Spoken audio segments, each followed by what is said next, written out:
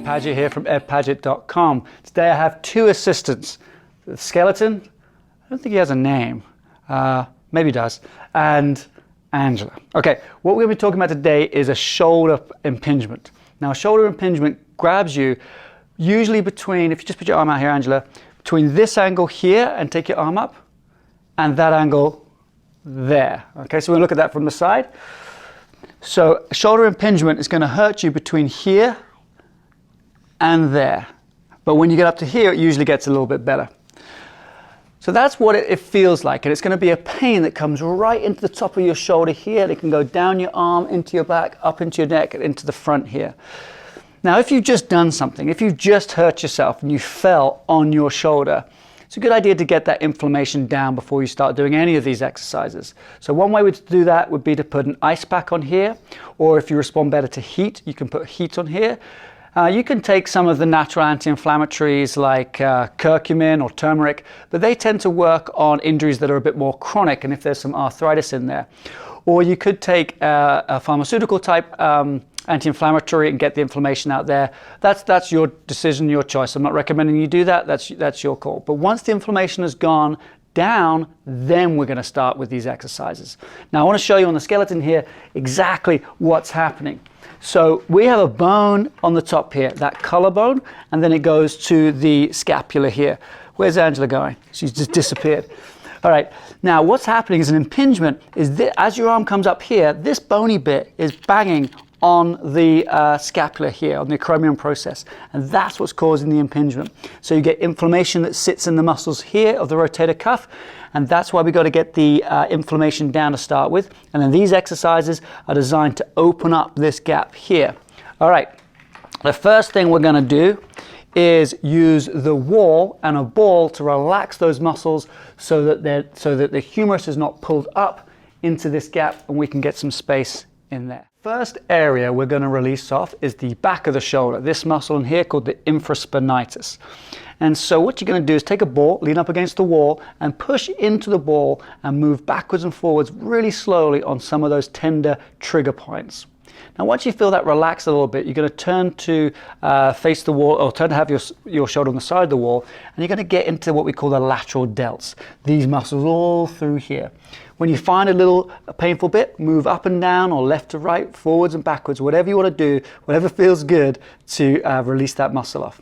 Now we're going to hit the front of the shoulder. So you're going to turn and face the wall. We're going to get the anterior delts and then even into the pecs a little bit more. So just turn your head to face the other way, Angela, and then just push your chest. There we go, perfect. And so we can get the muscles at the front of the chest nice and relaxed before we move on to the next exercises. Now we've released off the shoulder muscles, we're actually going to start stretching and mobilizing the joint a little bit. Now one way to do that is with some traction.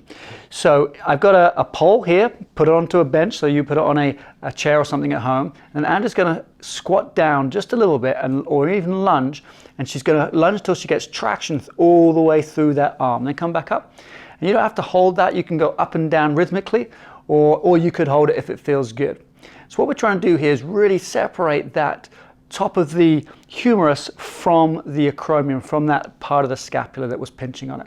And you can do this for 10 or 15 reps at a go. All right, next we're going to get some traction via hanging. So Angela's actually putting some weight through her arm by bending her knees slightly, and then she's going to rotate. So twist around as much as you can, as far as you can one way. So she's going to rotate, and what happens here is all those rotator cuff muscles actually elongate and then rotate the other way. And they traction out, and you can actually get some great space into your shoulder. So you keep going left and right, rotating around and getting that traction to the shoulder. Not necessarily too fast, just go however's comfortable for you. But you want to just keep going as long as it feels good. If you get sharp pain in your shoulder, then stop this one. Okay, now we're going to do something a little bit similar, but slightly different. We're going to start working the shoulder in different planes of motion. So you're going to grab hold of the side of a door frame or something like that. In this case, we're going to use the true stretch.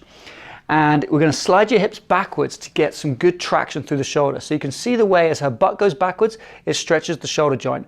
And you can do this with motion. So you're going to go forwards and backwards, and you're going to use the muscles in your shoulder to pull you back up into the upright position.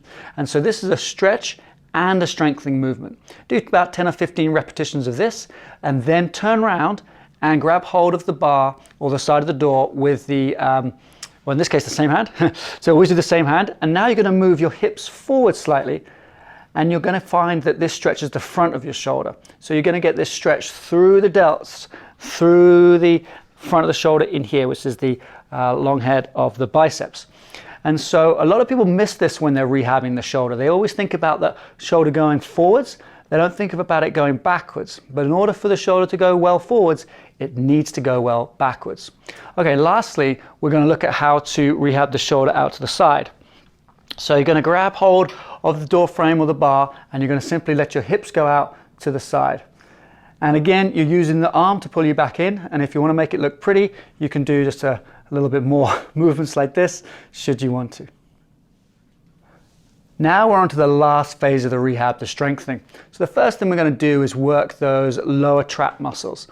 So the way Angela's going to do that is going to put a band around something, around a door handle, or fix it onto a hook. And then you're going to pull your shoulder blades together whilst your arms come backwards. And let your arms go out a little bit more in front as you come forward.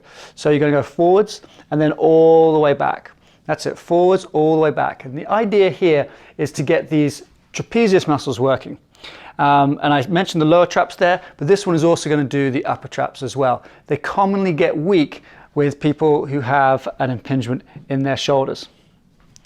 Okay, now we're moving the band to head height, and we're going to do a face pull. This one really works the backs of the shoulders and the lower traps. So get a little tension on the band, arms nice and straight, and then we're going to pull the band at head height with the wrists leading the movement all the way back. So this is perfect. Keep going, Angela. Let's go forwards and backwards. And so the idea here is the wrists go further than the elbows. And as you get to the last point of the movement, way back here, you're going to pull the shoulder blades in together. And so you'll see on her these traps firing and really working in this area in here, these lower traps. So remember, get the elbows to go back over, the wrists to go back over the elbows. And don't lead this movement with the elbows. And last thing, as they're back as far as they can, you pull those shoulder blades towards each other, and this will fire up the back of your arms. Okay, so there you have it. You have the definition of how to injure your shoulder, and then how to fix it with massage, mobilization, stretch training and strength training. So if you like what you see here and you want to learn more, check out the information below this video, and you can book a call with me where we can work out whether or not any of my online programs are going to be the right fit for you. And don't forget to subscribe so you won't miss any of this.